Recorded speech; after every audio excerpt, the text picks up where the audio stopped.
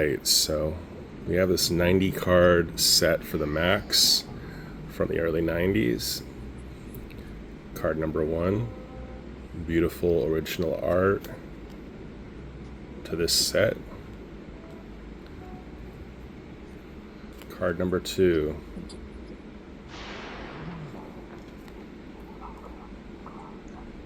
the Seedbringer, a mysterious figure. The Seedbringer sows the spores that eventually grow into the Is, thus setting the whole ecosystem of Pangea into being. Legend has it that the mask of the Seedbringer has been passed down from parent to child for centuries. Why then does the MAXX wear one?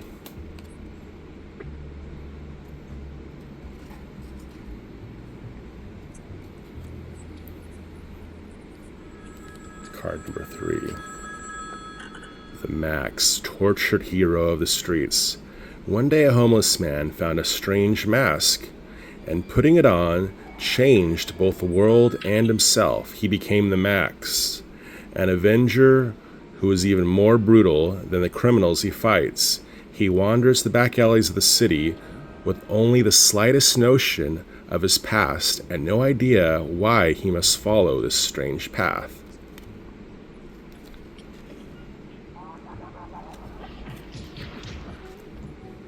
Card number 4.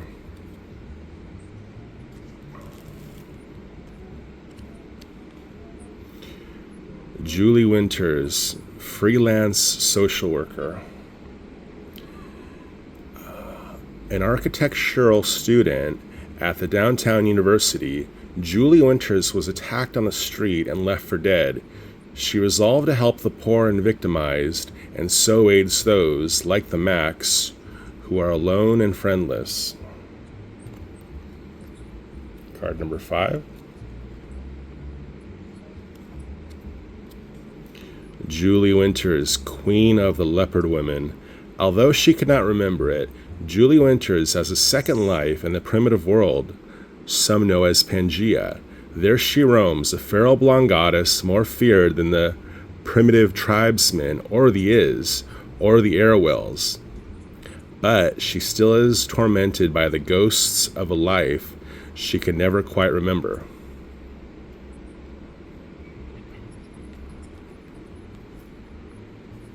Card number 6. The Is, playful, terrible guardians of the plains. Great milling herds of Is roam the outback. Although they are cute and in some ways lovable, they are also enemies of every living thing.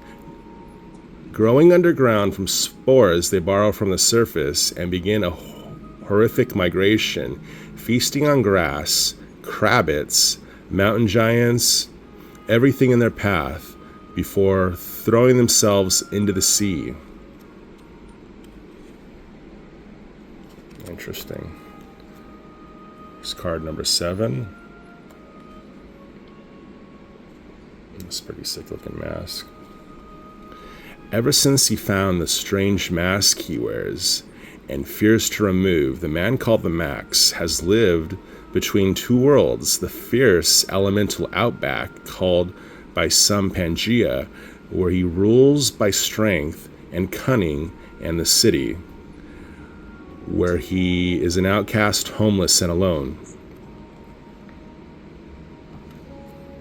Let's take one more look at that beautiful mask. Sick. Thank you, Keith. Here we have card number 8. Oh, we know who that is.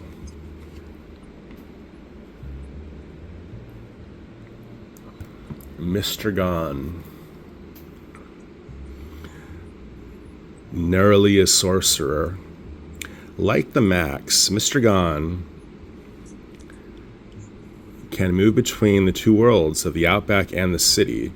Although he has studied the ancient magics, he is terrible at them and mostly uses heavy artillery to kill and cripple his foes. A student of the mystic arts.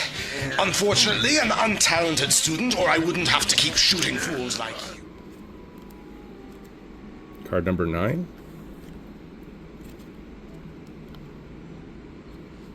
pretty sick image.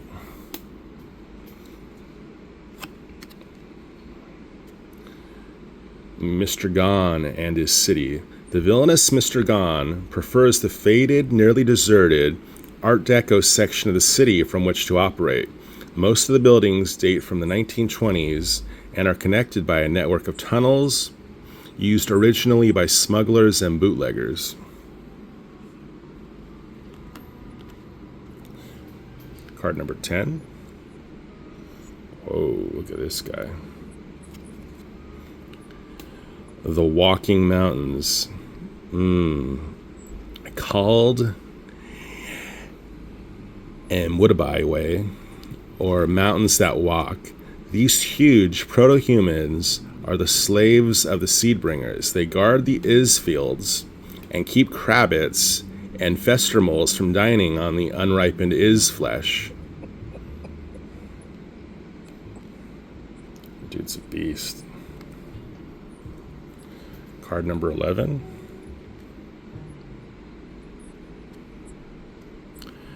The primitive MAXX. With no real memory of his life in the city, MAXX roams the strange, violent world of the outback. He sometimes has the intuition that his boots, as well as his fetish mask, are alive. These cards were written by the dialogue artist for the MAXX run, William Messner Loebs, and that's a pretty colorful description right there. Here's card 12. Oh, that is cool. That is cool. A guardian keeps watch. On the Mwudabai, or Walking Mountains, keeps watch over the Izfield by night. Slow of thought and quick of anger, these creatures have great personal loyalty and never betray their duty. They know only one song, and that is one of the Mwudabai Way. Give or take a syllable.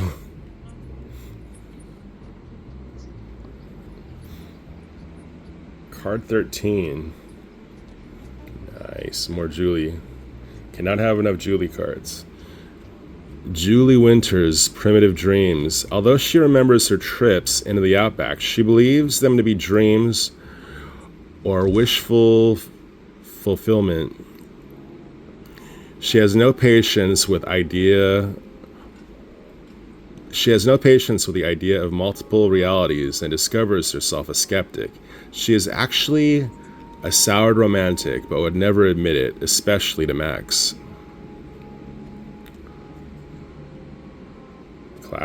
Classic beauty. Card 14. No way, that is cool.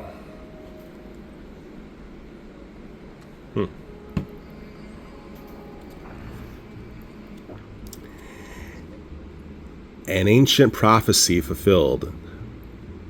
On the ancient stone tablet, we can see engraved one version of the MAXX legend. How in a time of great need, a seed bringer will find an ordinary man and raise him up into a hero and redeemer. It doesn't mention how the ordinary man will react, however, to being turned into a huge purple killing machine. This little set here has had more insight into how this character became the MAXX than anything in the comics. This is pretty cool. I didn't know anything about this Seedbringer mythology. Card 15, we're 1/6 of the way through. Some nice landscaping there. The volcano.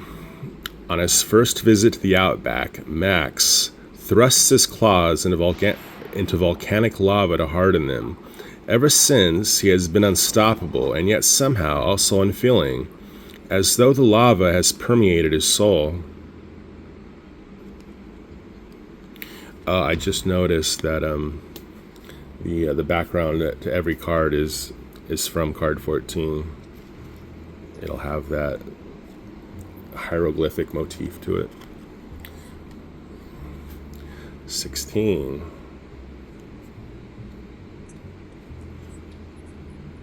More Julie of the Leopard Women, or Goddess of the Outback.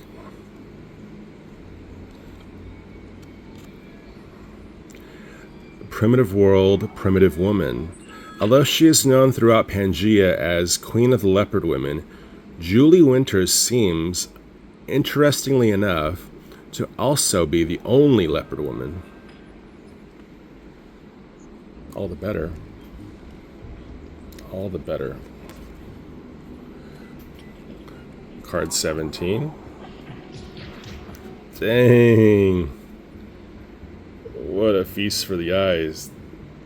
That is nice. The Great White Hare. The nature of the MAXX is bound up in some inexplicable way with the spirit of the Great White Hare, the trickster totem of the Outback.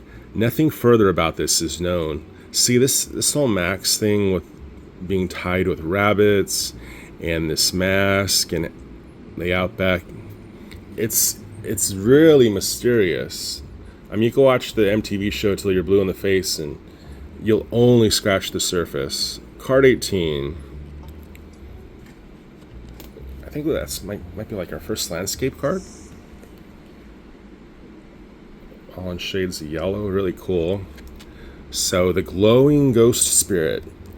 Ever since he thrust his claws into the volcano, MAXX, while in the primitive world, has been able to glow brightly in the dark. Really? While making him a figure of awe and terror, this power has also made it nearly impossible for him to sneak up on anyone. What? He glows in the... Is that just in the Outback, or is that in the city? Oh, that just blew my mind. Okay. Card number 19. Whoa. What a little trickster. A dark is. When the is are transformed to the modern world of the city, they are transformed into homicidal shapeshifters capable of infinite cruelty. In fact, given their gift for malicious mischief, they may be the prototypes for all legends of fairies, goblins, gremlins, and other familiars. Whoa. So this thing about the is being harvested underground as seedlings and being watched over, and the seed bringer, that's all pretty new to me. I can't believe that this was common knowledge since '93. Unless, William Esther Loebs was just throwing ideas out there. If that's canon, then holy smokes, that is wild. Confusion rules. Given their herd-like nature, it is hardly surprising that the is are easily led and just as easily confused when they have no clear leader. In fact, it's just this tendency which has enabled MAXX to escape so often from their ravening herds. I like these run-on sentences. I'm kind of lucky when I can get to the end without running out of steam, but I do like the way they flow. It's like just a really good little paragraph.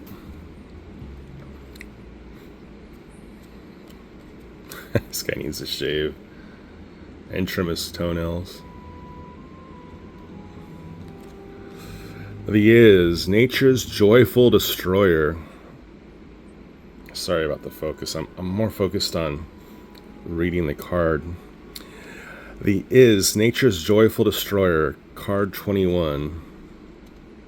Again, grooming. Grown from spores. We really cover that extensively.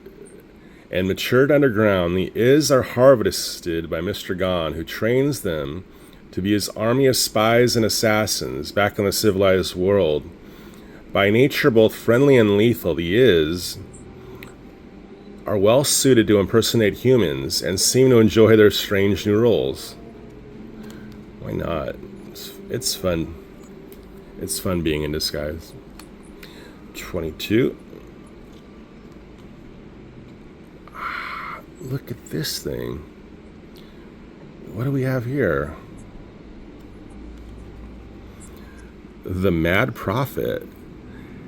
This is one of several mad prophets who wander the outback, especially when the hot, dry,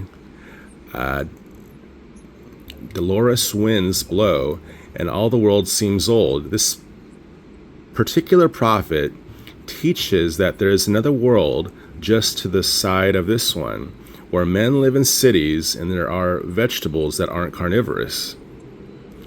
But only the is are there to hear them. So the is are like lethal turnips? Okay. I knew there was a lot of original stuff in this set, but card 23. It goes pretty deep.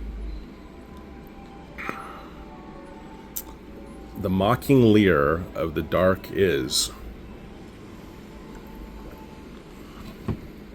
These distorted creatures are what remain of the is. Once it dragged across the barrier that separates the world of the outback and the world of the city.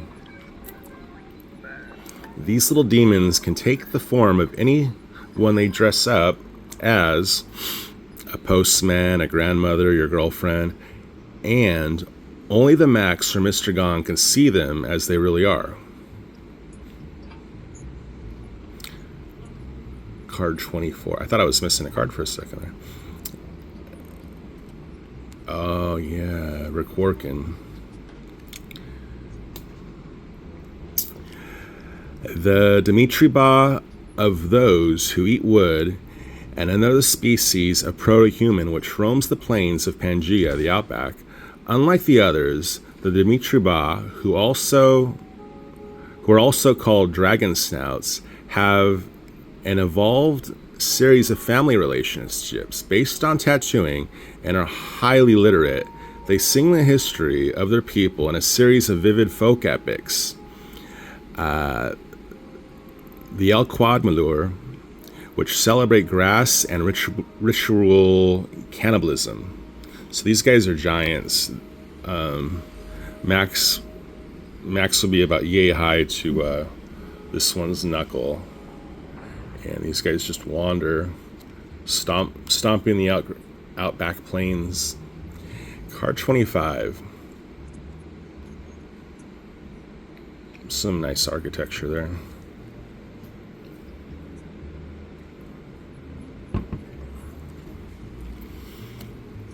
The Dexter Balsco Building, a fine example of the late postmodern decadent movement.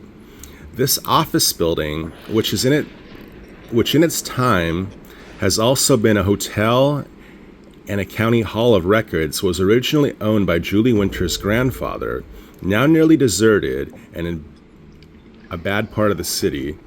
This old building serves as the headquarters for Julie Winter's freelance social services agency, and thus also an occasional headquarters for the MAXX.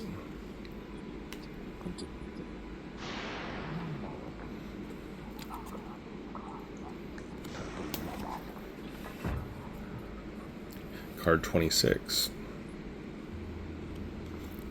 Underground Terror. Much as a young kangaroo will live in its mother's pouch long after it is physically mature, so too the unsprouted is dwell underground, waiting. Woe bedtide, the unwary traveler who comes too near. He will be pulled under the sod and eaten. Only the MAXX has ever escaped these tiny fiends.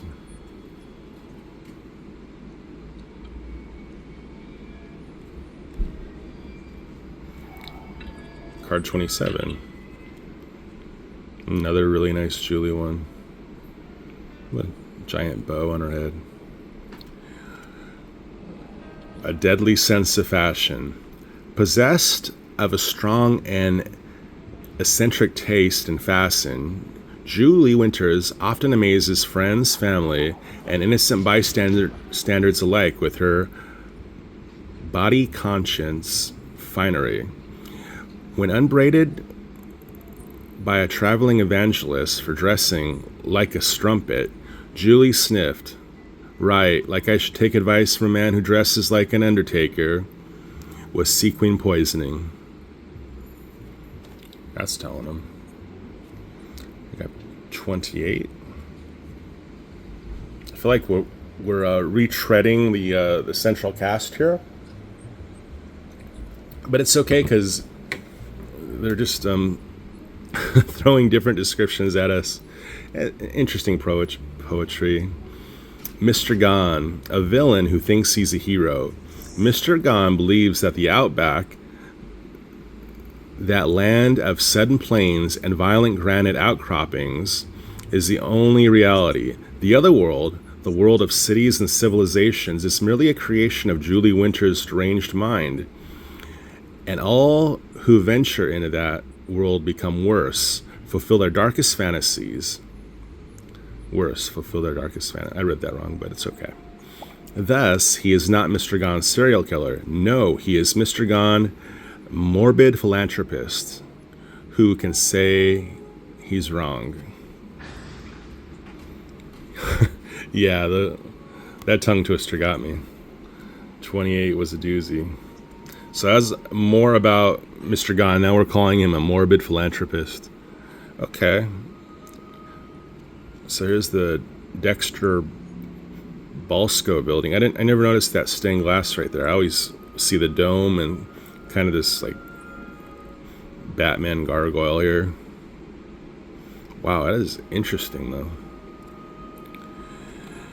The Dexter Balsco building, the old apartment building, which Julie Winters has turned into an office to help her clients again, is the only home Max has ever had or can remember. He generally sleeps on her couch after she has bailed him out of jail, or when he is recovering from one of his many battles with evildoers. He also eats at least one meal a week with her, and has become quite fond of her steamed pecan cauliflower. That sounds pretty good. He's a health nut. Unfortunately, where he comes from, the vegetables will consume you. Card 30. Sick. Just a really good MAXX image. Look at these back muscles, my god. And I like the Kirby crackle. The whole thing. And it looks like he, on the original art, he would have gone over that with some white paint to get the knuckles like that. A mask of rage. Very often, when Max contemplates the damage his life has sustained, he is gripped by fury, but can no longer remember his past life or what his face looks like beneath the mask. But what is worse, he cannot summon the courage to lift the mask and see what now lies beneath, and that really scares him. You betcha. Here we got card 31. Whoa. They're hurting.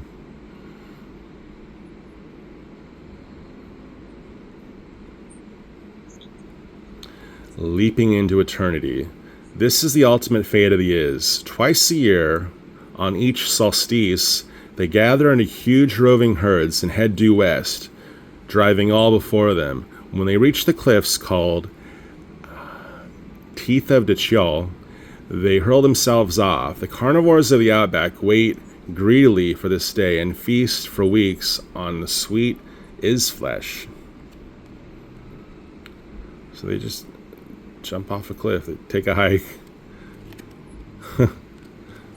take a long walk off a short cliff. Card 32.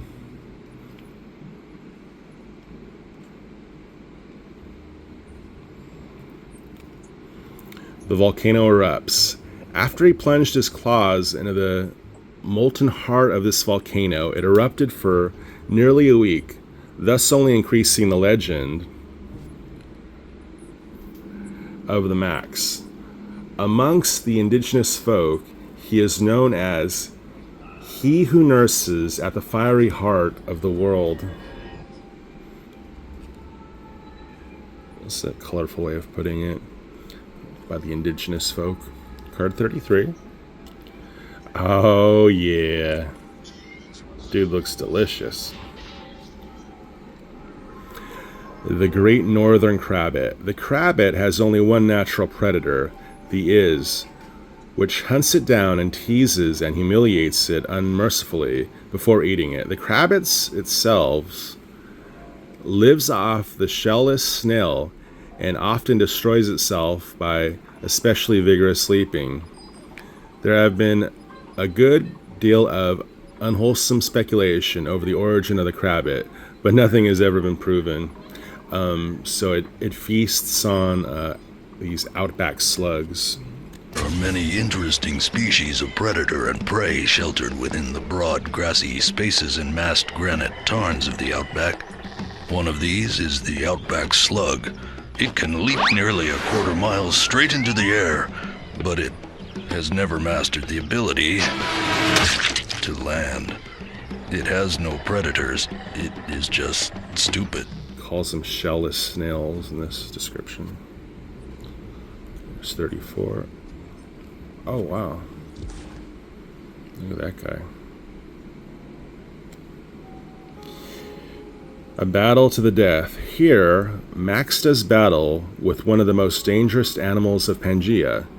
Although it appears to actually be a leopard, the decant is actually a mutilated plant and thus has no true bone or muscle structure. Instead, it is composed entirely of rubbery cartilage. Since it feels no pain and cannot be cut or pierced, it can only be destroyed by being turned inside out and exposed to seawater, a most dangerous opponent. So turned inside out and exposed to seawater, and it's really a plant comprised entirely of cartilage, and it does look like a leopard. Oh, interesting. 35. Read that in a sec. Let's see the image first.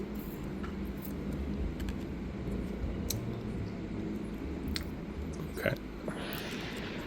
The lair of the Queen of the Leopard Women. Within this massive stone fraternity symbol lives the last and the greatest Queen of the Leopard Women, Julie Winters.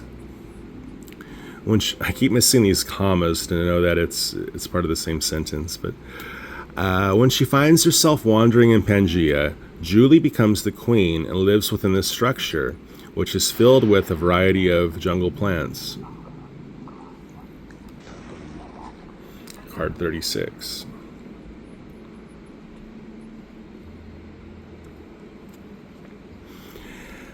A vision of the Jungle Queen. To MAXX's eyes, the Queen of the Leopard Women represents all goodness and purity. He feels a slave-like devotion towards her and constantly risks his life to save others. She, on the other hand, responds to him with hatred and contempt and tries to punish him whenever he saves her. It is a complex relationship. Dang, dude. Just a sucker for love.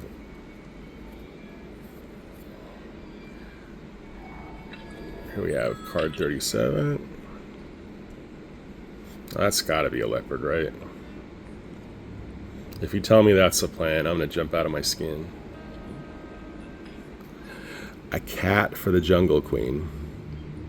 The great Mustang, Merongt, is always at Julie's side when she is living the life of the Leopard Queen. Of all the heroes Julie knows, only the ferocious cat seems to have only one nature. It is not civilized. It has no civilized counterpart in the world of the cities. This led Mr. Gahn to guess that the feline was a living embodiment of Julie's anger. Whether he is right, time alone will tell. So this guy only exists in Pangaea. There isn't a waking reality of this creature. It's just exactly what it is. Alright, so we're about halfway through. Card 38. Mr. Gahn's hideout.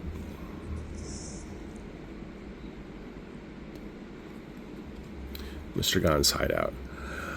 On the faded pastel Art Deco side of town dwells the villainous Mr. Gahn. He has established himself in the deserted Bulldog rubber factory. Since one floor of the factory is given over to a bankrupt theatrical supply house, Mr. Gone always has plenty of costumes, which is to outfit his army of Is.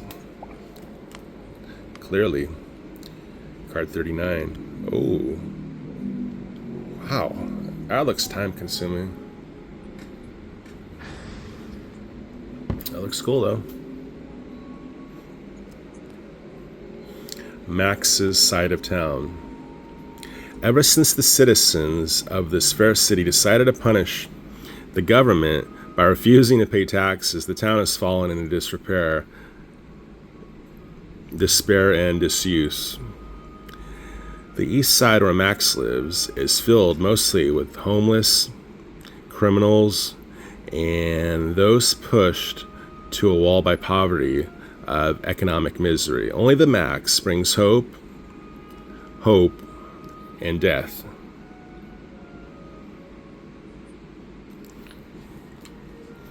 I might not have did that justice, but card 40.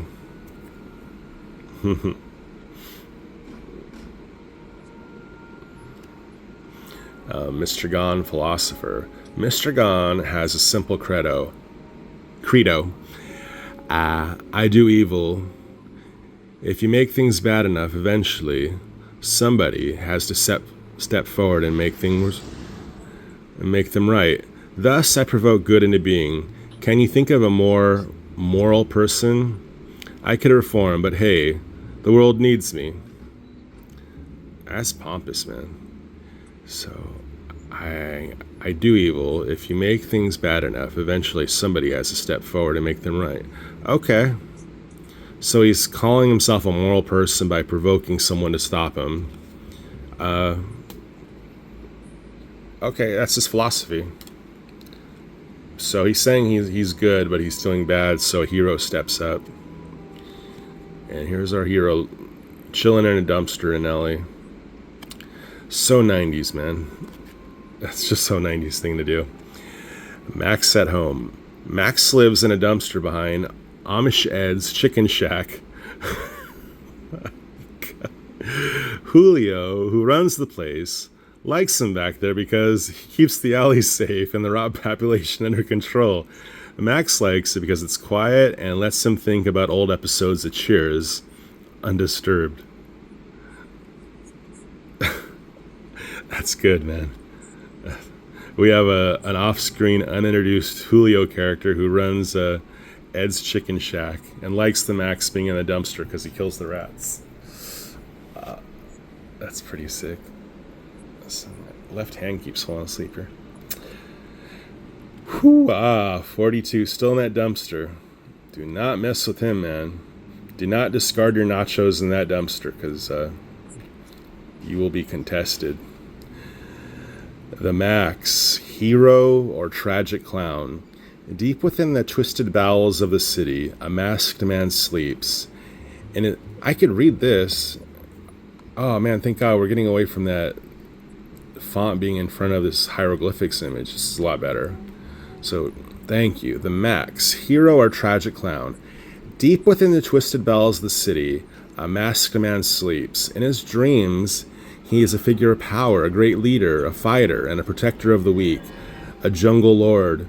But he sleeps in a leaking card box in an alley, sopping with waste. I need to get these in pages. All right, 43. I wonder if this is like a second series or why they changed the back stuff way through. I'm glad for it though. Julie Winters chats with Sergeant Orcano. Julie Winters' best contact within the police department is a man named Carl Ocano, a 15-year veteran of the force with significant gambling debts. Ocano was more than willing to keep her informed when one of her clients was brought in for a price.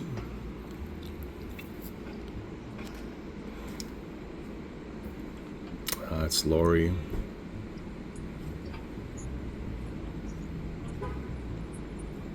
Oh, Glory and Tommy. Two innocent teenagers with a knife. They were merely doing laundry when Glory became the second victim in Mr. Gone's crime wave. Tommy found his friend battered and barely alive, and woke up screaming for months afterward. Glory survived, but was forced to undergo a series of harrowing and painful operations. Crime sucks.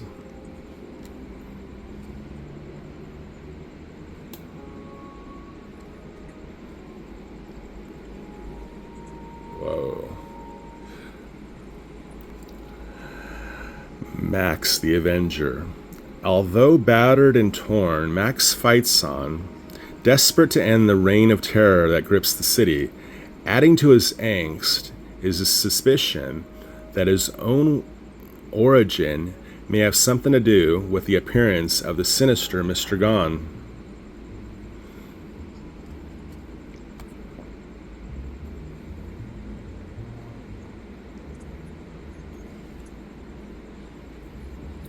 $46. I think I'll keep them at that length, just because it looks better on screen. 46.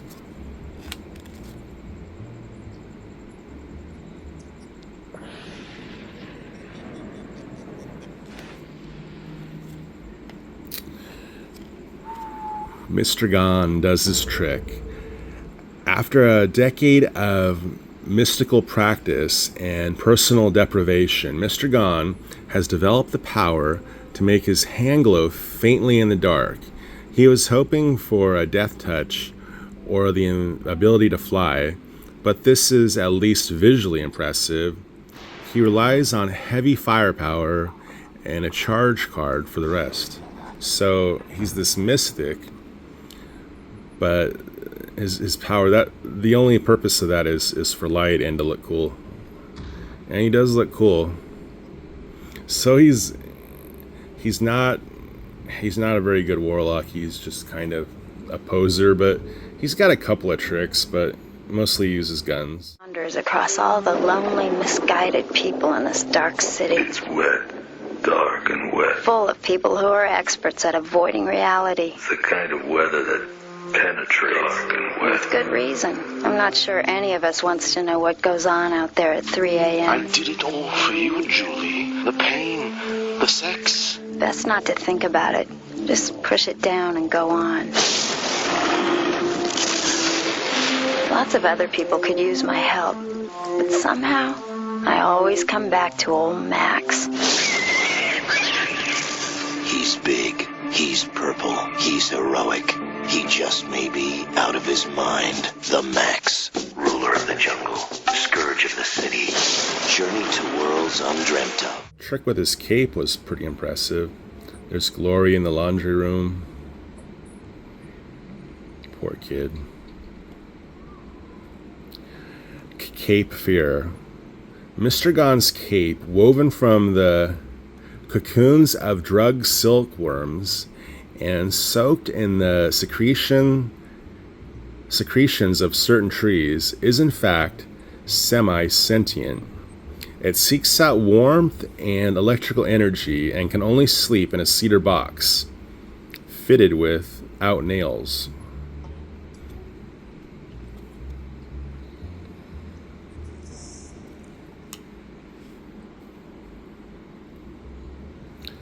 $48.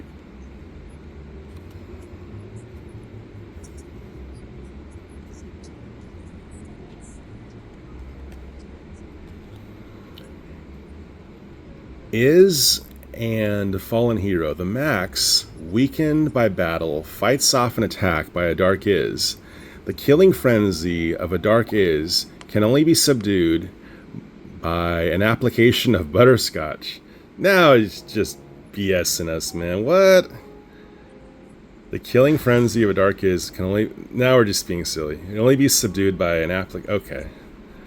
I don't know why I read that.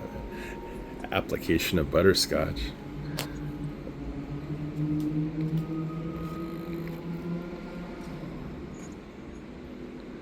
Card 49. It is from Julie Winter's apartment office overlooking the city that the MAXX shambles out in disguise to fight crime. By the time he returns, he may be bloody or torn, but he'll always be welcomed by her friendly, if acid tongue. Yeah, she'll spit some venom at him, that's for sure. Greetings, Brolappin. The smile of a human shark.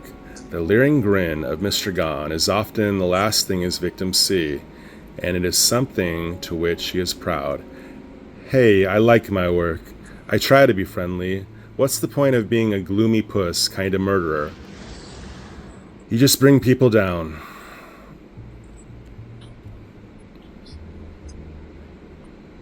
Now look at the texture on the head there, man. I like that. It's coming from all angles. Got card 51, so this Mr. Gone card was card 50. 51, the MAXX. Yes, he is. Sudden warrior on the plains of the mind. Okay. His thews harden in battle. His claws harden in lava. His face hidden, the MAXX battles across the abstract rock masses of the outback and the grimy back alleys of the city. But to what end? Time alone may tell. It's 51. Oh, yeah.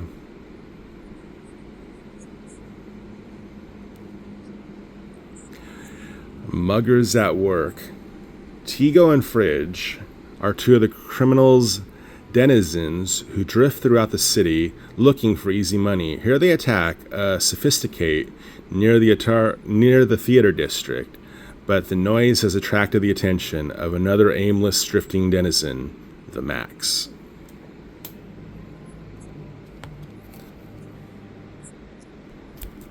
Excuse me, I had to snap my fingers.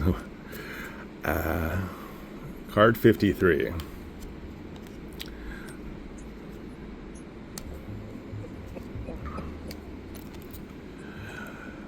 A cardboard haven. When the dumpster is full, or the MAXX finds himself on the west side of the city, MAXX sleeps in this cardboard box. It was originally filled with lettuce, and the musty vegetable odor makes him think of Australia. Okay. That's from issue 1. Issue 1 had really sick art. Issue 54. Excuse me, card 54. I believe the series only ran 39 issues. Card 54. Lord of the Veldt. When MAXX falls asleep in an alley, he often awakens in the outback, in the land he thinks of as Australia, although it resembles the Australia of the civilized world. Only slightly. Here he is a creature of power and grace, still called the Mask. He has somehow changed. Card 55.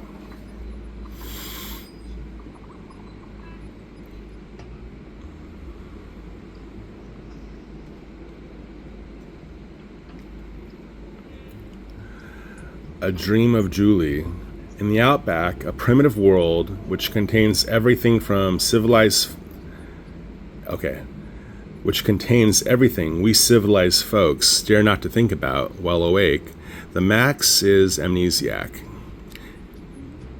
His entire past life is blank to him except Julie Winters. She also exists in the outback as the queen of the leopard women. The MAXX is pledged to worship and protect her.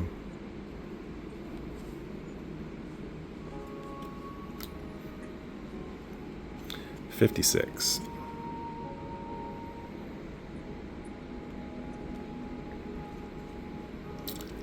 Oh boy.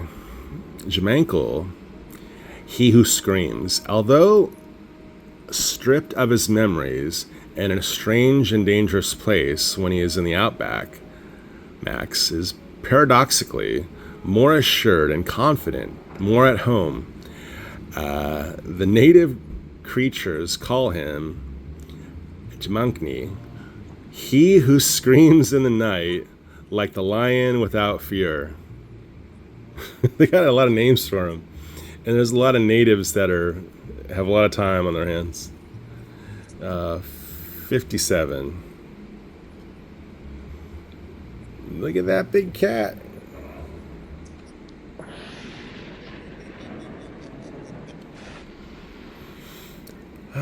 Julie, mad and free. During those times, she is queen of the leopard women. Julie Winters roams like a lovely wild animal throughout the verdant grasslands of Pangaea, enjoying moments of beauty and power only dreamt of by those who penned up the cities. Those penned up in the cities. She's free, all right. Free to be naked in Australia with her big cat. I feel like we've seen this card before, but it's all good. Card 58. Last hope in the urban nightmare. With her body-conscious clothing and uptown attitude, she's anything but uptight.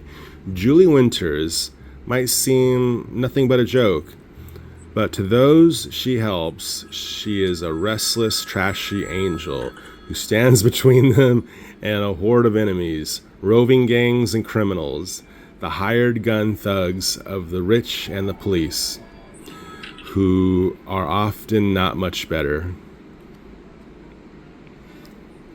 It's kind of a backhanded, passive-aggressive compliment, I guess. I mean, they kind of make her sound like, a little bit easy. She just likes to express herself.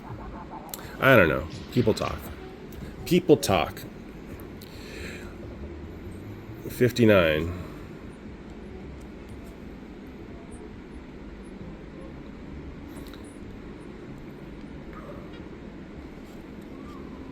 The city lockup, home to the dispossessed.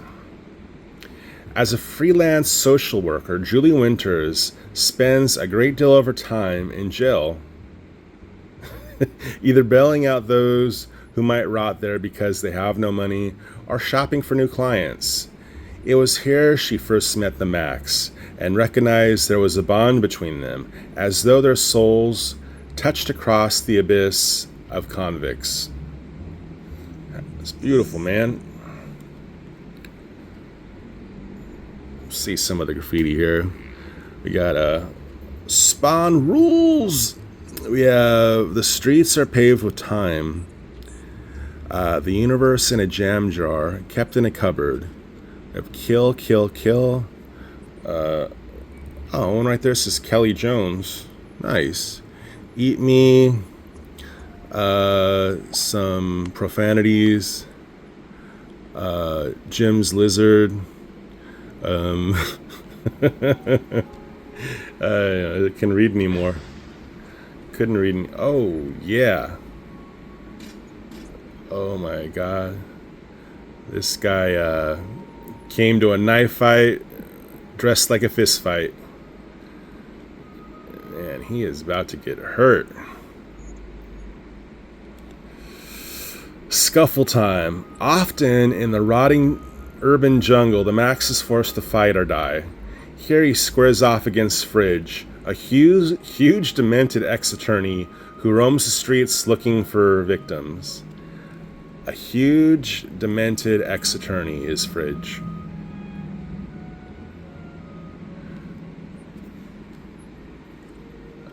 Card 61, pounding drum beats.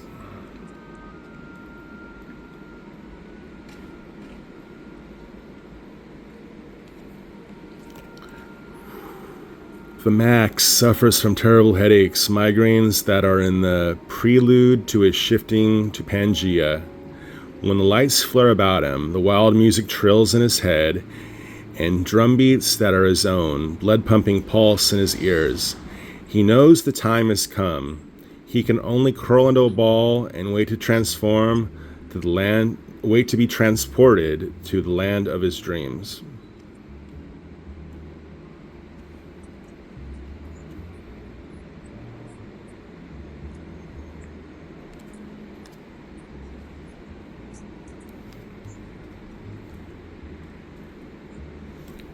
Card number 62.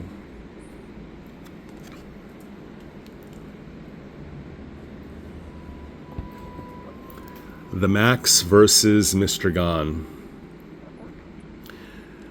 Both men of two worlds, both somewhat out of control and confused as their ultimate destiny. The MAXX and Mr. Gone are in reality very different. For a while, the seamy sorcerer has used his ability to switch between dimensions to indulge his own worst impulses. The MAXX, though confused and racked with despair, has never accepted the brutality and injustice of his world. He fights for the weak and helpless against fascist swine who are drunk on power and bloodlust. He is a hero. He's also out of his mind, but that's all good, man. He's not even an anti-hero. He's just a hero who's nuts, and that's okay. Card 63.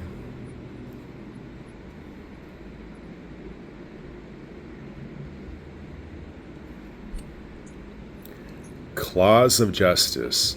When the MAXX first realized that he had grown claws, they were dull and scaly and itched like fire.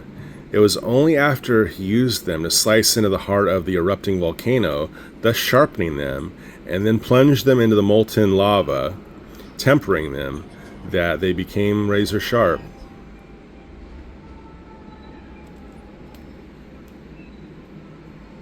'64.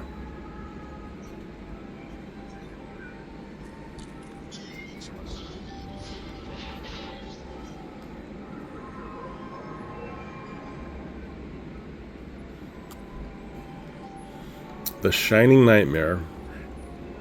Although the fluorescent quality of his claws and eyes made him a figure of mystery in the primitive outback, imagine the effect the MAXX had on evildoers as he glowed, charging out of there he is glowing again, charging out of some alley and shrieking at a terrible war chant.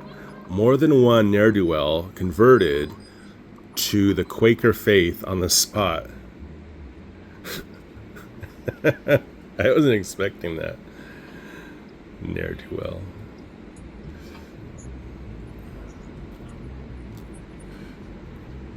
'65.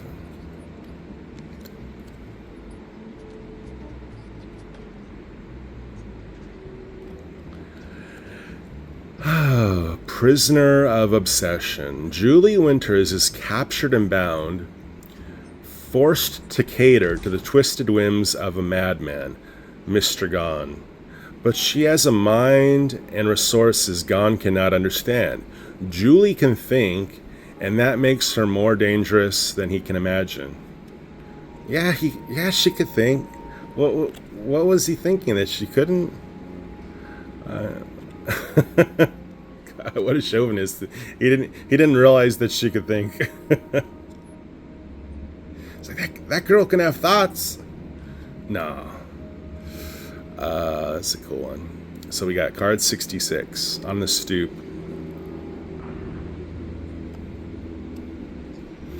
The MAXX. A stranger with a hidden face. A part of the strange urban myth that is the MAXX revolves around his disguises. He walks among the normal folk of the city, and despite his claws and his massive bulk, he is unrecognized. Indeed, only children and the poor seem to even notice him as he shambles around them. He is protected by his rags, but even more by the willful ignorance of good people who long ago stopped seeing the ragged refuse of their culture.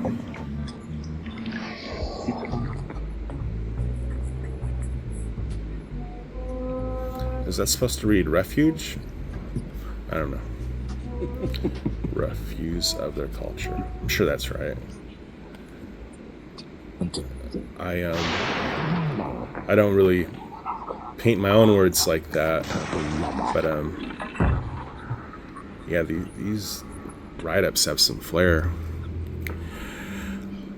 A struggle for life and sanity. Julie Winters was kidnapped and degraded by the wicked sorcerer, Mr. Gone, but she managed to cut herself free with an Isfang and then turn the tables on her oppressor. Rolling about on the floor, her arms forcing his head back, her anger made her unstoppable. But if she did not avenge herself in blood, would she be able to live with that memory? So she found a discarded Istooth on the floor and took it to his jugular. You can see it piercing right there. Wow. Mr. Gone didn't know she'd think of that, let alone anything. Wow, look at that purple. My God. Thank God for purple. The tortured hero of Roden Street. His costume in shreds, his mind shattered, his life in ruins. The MAXX often finds himself brooding on the dead-end alley at the west end of Roden Street. The city seems to welcome each new manifestation of evil, but turns its back on him, and he has no idea who he is or how he became what he is. All this bothers him, but even more, he wonders why his costume repairs itself, even in the middle of a fight. His life is out of control.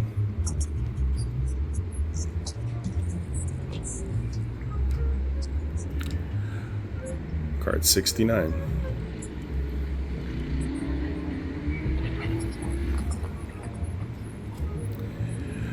The Pleasure Platform. Deep within the lair, in the Bulldog Rubber Factory, in a hardened annex, just off the cow bathroom, Mr. Gone has built a valet and steel platform where he binds his victims and dresses them in psychologically unhealthy costumes. Most are never seen again.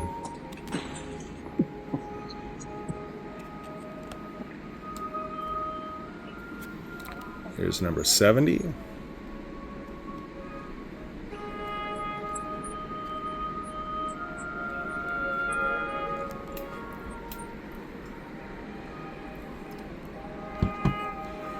The Scream of the Air Luger. Because of some deficiency in the way he studies the sorceress arts, Mr. Gone cannot summon demons or make flaming balls of Greek fire. He can only make his hands glow. Therefore, whenever he attacks, he must fall back on gunplay to destroy his foes. His weapon of choice is an air luger, built in Munich in 1964 and engraved with scenes from the American West. Kid me not.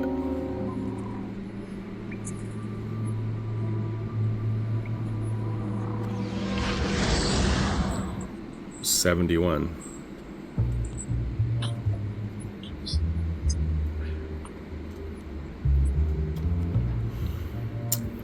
The ripe scent of death. As more and more of the outback leaks into the city, and Mr. Gone loses his blood-starved army of upon the people, MAXX finds himself lost in a maze of violence from which there seems no escape. I'd like to repeat that line, opening line. As more and more of the outback leaks into the city, Mr. Gone loses his blood starved army of Is upon the city. Looses. I guess that's past tense of letting loose, freeing. Card 72. Whoa. See, that's the Is are supposed to be nice in the Outback too, but they look hungry, man. Alien enemies. Fighting is very dangerous and requires great strength and cunning. Imagine battling a large, angry, solid rubber soccer ball stuffed with razor-sharp teeth and with stringy, sticky arms and legs. Only the fact that they turn into protoplasm if they are dropped on the soft spot on their heads makes them at all vulnerable.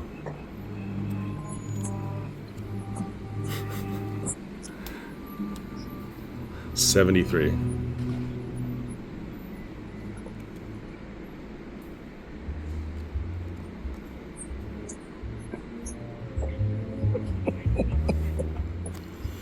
Refrigerator ambush. Because they gestate for so long underground, the Is have an affinity for dark, cold places and tend to clutter under sinks and in refrigerators waiting for victims. Although they prefer humans, they will also eat leftovers. It's like a gremlin, man. Moo juice, low-fat milk. She got some KFC in there. She got a loaf of Wonder Bread. She got cat food. She got Frankfurters. She got cola, bottle of vodka. She got more cat food. She got an old apple.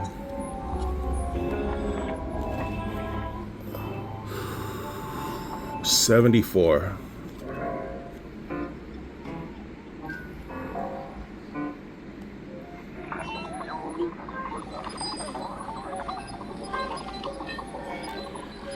Battle Royale.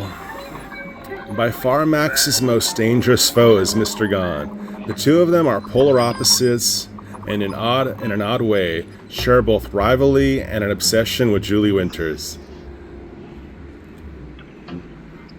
Card 75. Also Battle Royale. Are these connected somewhere?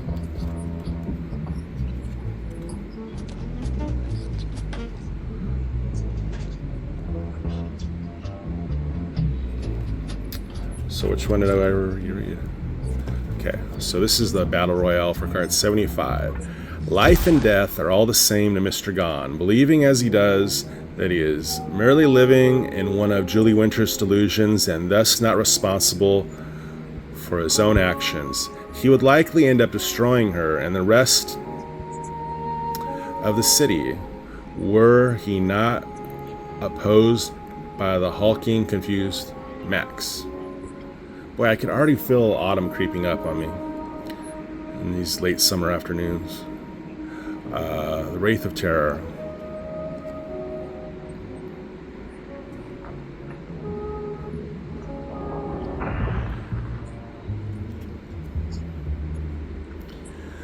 Deep within the primeval jungle sprawls a figure that is all that remains of the Leopard Queen. In some way, the pain and the madness that might have destroyed Julie Winters was all absorbed by her doppelganger. Now she is a slight mad figure, crooning bits of dodgerel and picking apart her favorite doll.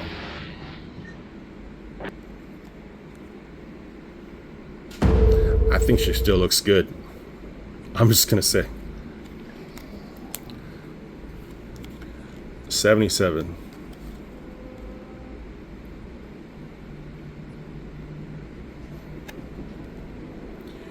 Madness and conflict.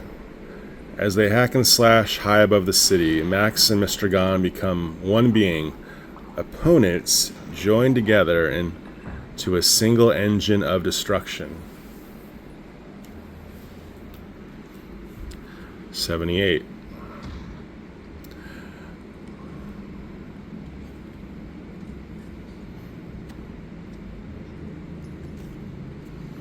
The bathroom of the cows. Deep within his cow bathroom, Mr. Gone is most centered and human, and most likely to reflect upon the strange turns his life has taken.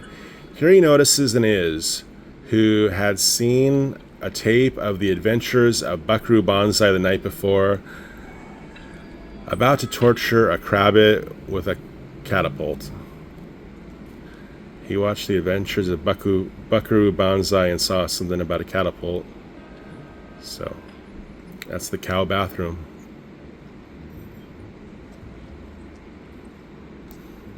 Almost done. 79.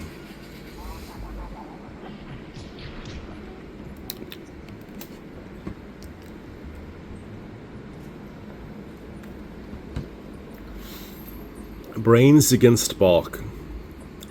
Although the MAXX by far outweighs and overshadows nearly every opponent he might come up against, he is not the best fighter around.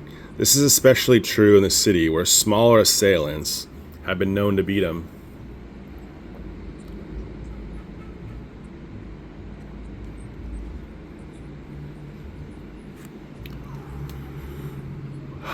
Mind games of a killer. Every time I perform an evil act, reflects Mr. Gone, it brings one a step closer to awaking the dreamer and merging the two universes. Thus evil becomes good, and good becomes evil. Evil is the poetry of the universe, the dark star that dwells all light into itself, and thus binds the galaxies together. Besides, it's a kick.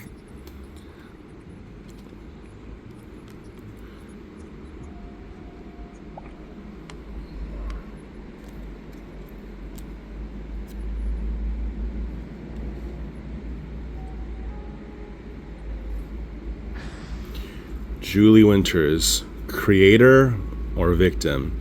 Does Julie control both the universe of the city and the universe of the Outback?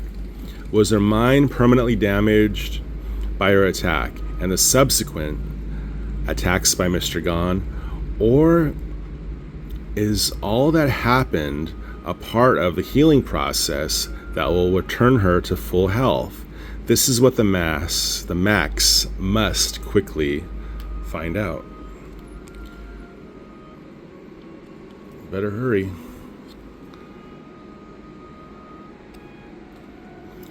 More trouble for the MAXX. Because they are such adept mimics, the Is are capable of devastating and embarrassing attacks. Here the MAXX finds himself swarmed by razor-toothed grannies, dressed in gingham. Bystanders gawk in amazement.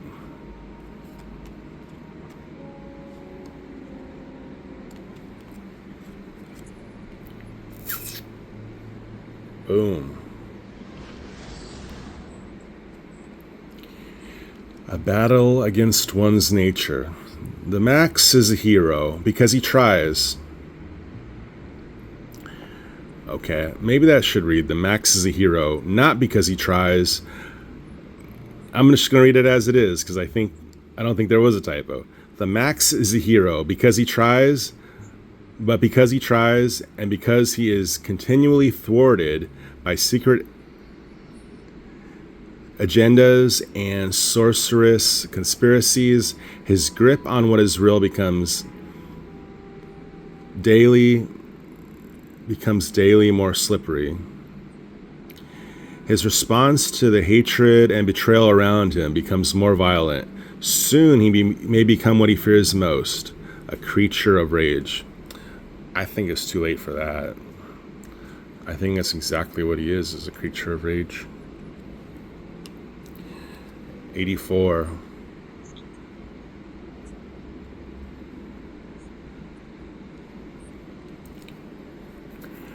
Thwarting the Is. A swarm of Is erupts from the green-grassed plains of the Outback. Mindless in their hunger and almost unstoppable in their number, they will be stopped by the MAXX.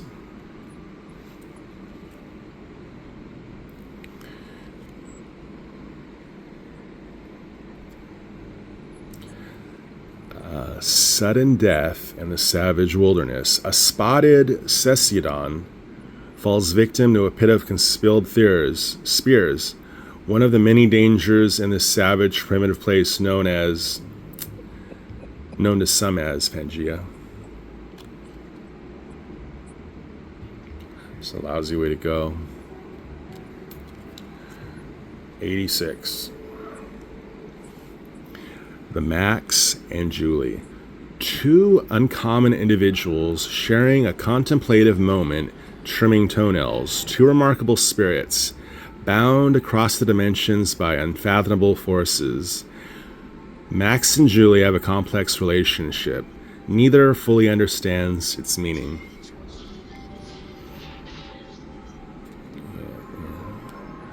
I wish I had a sharper tongue. I could belt out some of these lines better, but that's okay. 87. The guy who wrote these just has a real flair for drama. Hero and villain, the classic confrontation. The slender and wily Mr. Gone has wrestled the MAXX to a draw more than once. Whether this has to do with the MAXX's lack of killer instinct or his comparative newness at the superhero game, only time will tell. 88.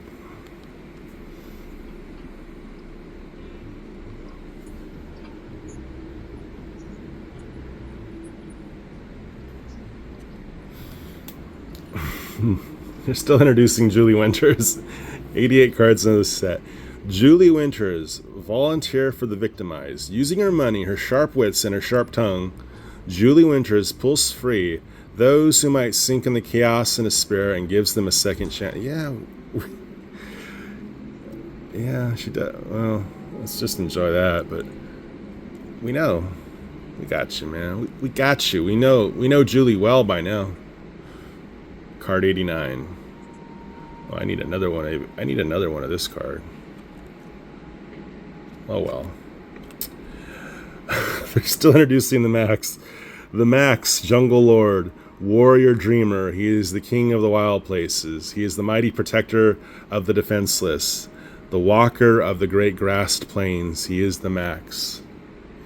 Alright, sweet. So this is card 90. Art by Sam Keith. Text by Bill Mesner Lobes and color by Rick Rubin. Well, thank you for watching. As a little bonus, we've had this sucker out in the bright light for over an hour. We're going to go take it to a dark room and see if it does in fact glow. And that'll be the end of the video. I almost did that in one take, but the video stopped right before I could do this. All right, let's see if this baby glows.